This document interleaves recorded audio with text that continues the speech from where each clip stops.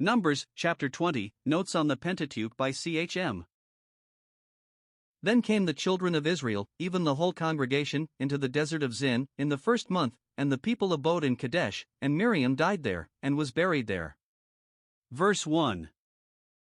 The chapter which now opens before us furnishes a very remarkable record of wilderness life and experience.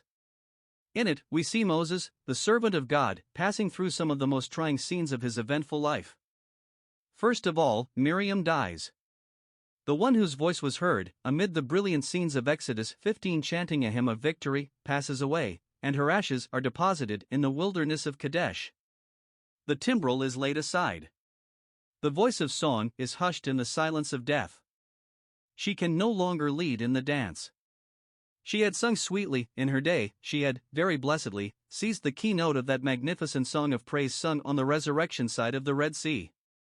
Her charms embodied the great central truth of redemption. Sing ye to the Lord, for he has triumphed gloriously, the horse and his rider has he thrown into the sea. This was, truly, a lofty strain. It was the suited utterance for the joyous occasion. But now the prophetess passes off the scene, and the voice of melody is exchanged for the voice of murmuring. Wilderness life is becoming irksome. The trials of the desert put nature to the test, they bring out what is in the heart. 40 years' toil and travail make a great change in people. It is very rare indeed to find a case in which the verdure and freshness of spiritual life are kept up, much less augmented, throughout all the stages of Christian life and warfare. It ought not to be such a rarity.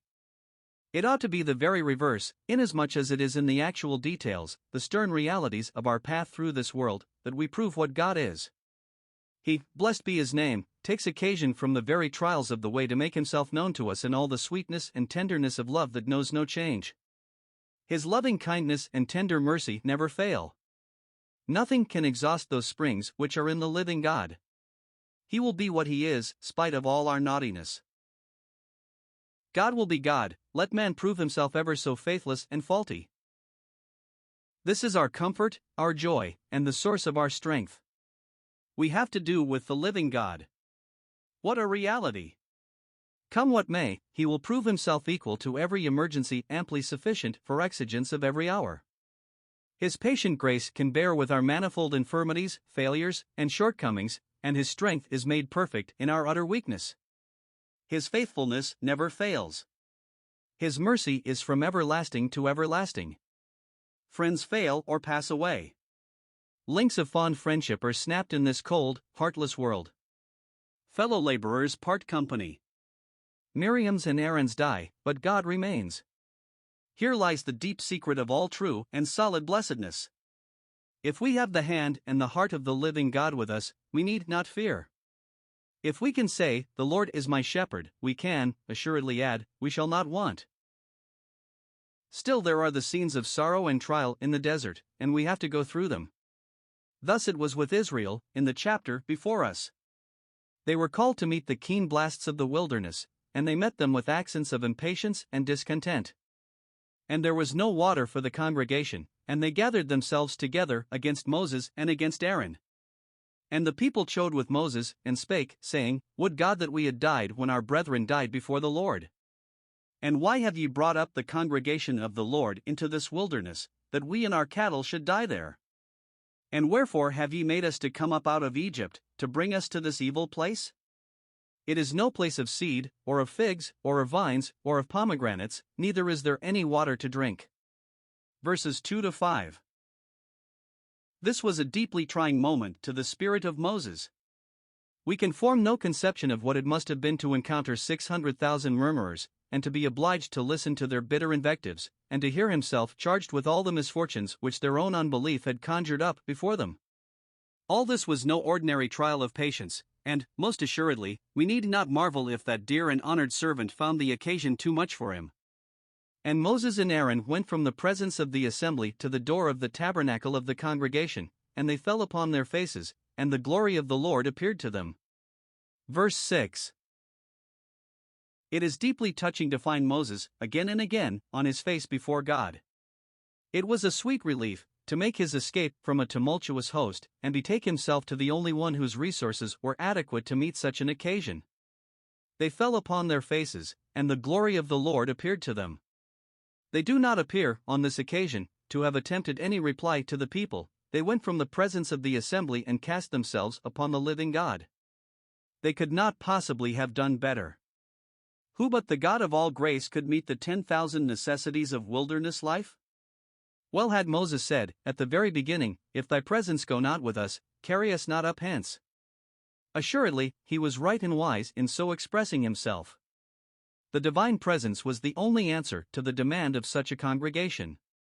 But that presence was an all-sufficient answer. God's treasury is absolutely inexhaustible. He can never fail a trusting heart. Let us remember this. God delights to be used. He never grows weary of ministering to the need of his people.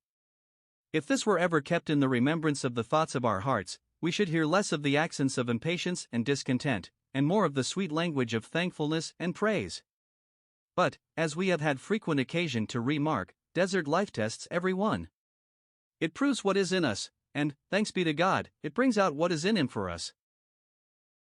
And the Lord spake to Moses, saying, Take the rod, and gather thou the assembly together, thou and Aaron thy brother, and speak ye to the rock before their eyes, and it shall give forth his water, and thou shalt bring forth to them water out of the rock, so thou shalt give the congregation and their beasts drink. And Moses took the rod from before the Lord as he commanded him. And Moses and Aaron gathered the congregation together before the rock, and he said to them, Hear now, ye rebels, must we fetch you water out of this rock? And Moses lifted up his hand, and with his rod he smote the rock twice, and the water came out abundantly, and the congregation drank, and their beasts also. Verse 7-11. Two objects, in the foregoing quotation, demand the reader's attention, namely, the rock and the rod. They both present Christ, most blessedly, to the soul, but in two distinct aspects. In 1 Corinthians 10 verse 4, we read, They drank of that spiritual rock that followed them, and that rock was Christ. This is plain and positive. It leaves no room whatever for the exercise of the imagination. That rock was Christ, Christ smitten for us. Then, as regards the rod, we must remember that it was not the rod of Moses, the rod of authority, the rod of power. This would not suit the occasion before us. It had done its work. It had smitten the rock once, and that was enough. This we learn from Exodus 17, where we read, The Lord said to Moses, Go on before the people, and take with thee of the elders of Israel, and thy rod, wherewith thou smotest the river, see Exodus 7 verse 20, take in thine hand and go. Behold, I will stand before thee there upon the rock in Horeb, and thou shalt smite the rock, and there shall come water out of it, that the people may drink. And Moses did so in the sight of the elders of Israel. Here we have a type of Christ smitten for us, by the hand of God, in judgment. The reader will note the expression, Thy rod wherewith thou smotest the river. Why the river? Why should this particular stroke of the rod be referred to? Exodus 7 verse 20 furnishes the reply. And he, Moses, lifted up the rod, and smote the waters that were in the river, in the sight of Pharaoh, and in the sight of his servants, and all the waters that were in the river were turned to blood. It was the rod which turned the water into blood that was to smite that rock which was Christ, in order that streams of life and refreshment might flow for us. Now, this smiting could only take place once.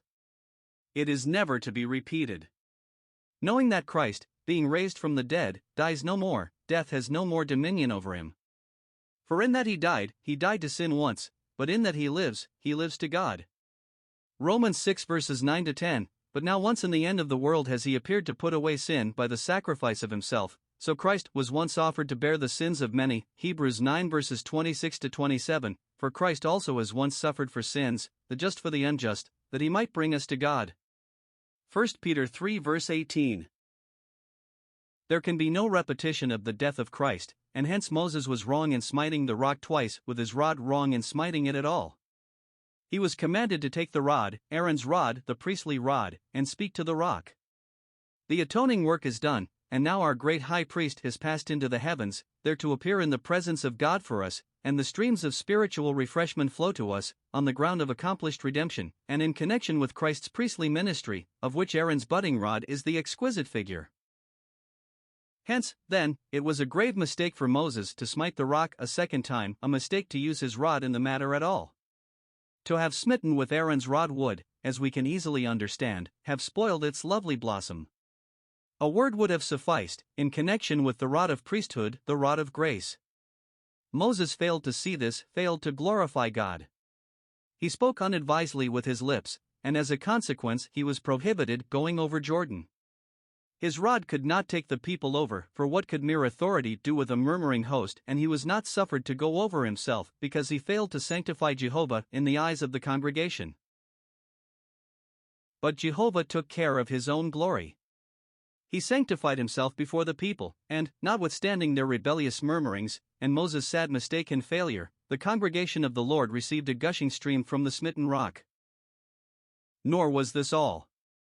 It was not merely that grace triumphed in furnishing Israel's murmuring hosts with drink, but even in reference to Moses himself, it shines out most brilliantly, as we may see in Deuteronomy 34. It was grace that brought Moses to the top of Pisgah and showed him the land of Canaan from thence. It was grace that led Jehovah to provide a grave for his servant and bury him therein. It was better to see the land of Canaan in company with God than to enter it in company with Israel. And yet we must not forget that Moses was prevented entering the land because of the unadvised speaking. God, in government, kept Moses out of Canaan. God, in grace, brought Moses up to Pisgah. These two facts, in the history of Moses, illustrate, very forcibly, the distinction between grace and government, a subject of the deepest interest, and of great practical value. Grace pardons and blesses, but government takes its course. Let us ever remember this. Whatsoever a man sows, that shall he also reap. This principle runs through all the ways of God in government, and nothing can be more solemn. Nevertheless, grace reigns through righteousness, to eternal life, by Jesus Christ our Lord. All praise to him who is at once the fountain and the channel of this grace. From verses 14 to 20 of our chapter, we have the correspondence between Moses and the king of Edom. It is instructive and interesting to notice the style of each, and to compare it with the history given in Genesis 32:33. Esau had a serious grudge against Jacob, and albeit, through the direct interposition of God, he was not suffered to touch a hair of his brother's head, still, on the other hand, Israel must not meddle with Esau's possessions. Jacob had supplanted Esau, and Israel must not molest Edom. Command thou the people, saying, Ye are to pass through the coast of your brethren the children of Esau, which dwell in Seir, and they shall be afraid of you. Take ye good heed to yourselves therefore. Meddle not with them, for I will not give you of their land, no, not so much as a footbreadth, because I have given Mount Seir to Esau for a possession. Ye shall buy meat of them for money, that ye may eat, and ye shall also buy water of them for money, that ye may drink. Deuteronomy 2 verses 4 to 6. Thus we see that the same God who would not suffer Esau to touch Jacob, in Genesis 33, now will not suffer Israel to touch Edom, in Numbers 20. The closing paragraph of Numbers 20 is deeply touching. We shall not quote it, but the reader should refer to it, and compare it carefully with the scene in Exodus 4 verses 1 to 17. Moses had deemed Aaron's companionship indispensable, but he afterwards found him to be a sore thorn in his side, and here he is compelled to strip him of his robes and see him gathered to his fathers. All this is very admonitory, in whatever way we view it, whether as regards Moses or Aaron. We have already referred to this instructive piece of history, and therefore we shall not dwell upon it here, but may the good Lord engrave its solemn lesson deeply upon the tablets of our hearts.